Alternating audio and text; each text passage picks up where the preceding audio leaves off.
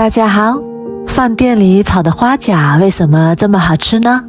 其实做法非常的简单，切记我们在炒花甲的时候不要焯水。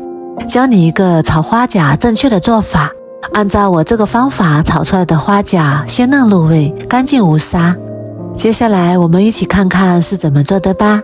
这是我早上在菜市场买的2斤花甲，我们这里的花甲10块钱1斤。我们在买花甲的时候一定要买肥一点的，吃起来比较过瘾。接下来往花甲里面加入1小勺盐，少许的食用油，然后我们来回晃动花甲，这样可以把花甲晃晕了，它们就可以老老实实的把沙子吐出来了。这也是海边的一位老渔民教我的方法，非常简单实用。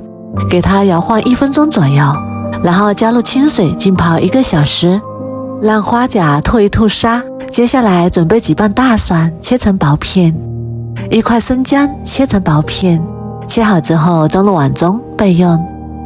再来准备几个小米椒，也可以用干辣椒来代替小米椒，不吃辣的朋友可以不用。切好之后和姜蒜放在一起，再把清洗干净的小葱切成小段，清洗干净的香菜也切成小段，切好之后装入碗中。花甲泡好之后，再用流动的清水清洗干净，这里一定要多清洗几遍，把水起至清澈为止，这样才不会有沙子。清洗干净之后捞出来装入盘中，控干水分。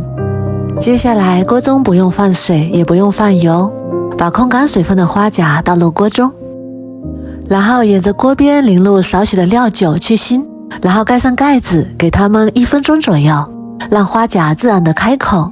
这样做出来的花甲鲜嫩不老，而且营养还不会流失，这也是海边人经常用的方法。花甲全部开口后，我们就可以关火了，然后把它盛出来倒入碗中备用。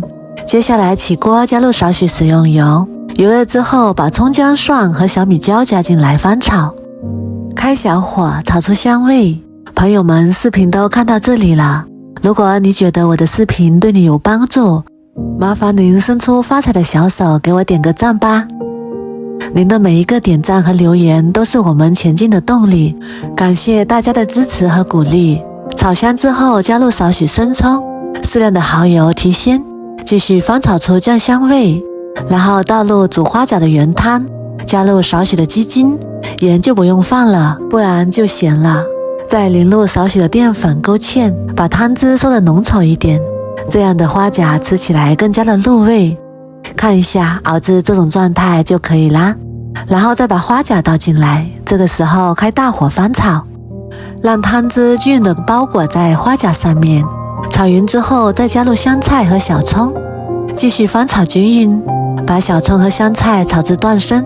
小葱断生之后就可以出锅啦，装入盘中就可以开吃了。一道非常好吃的辣炒花甲就做好啦。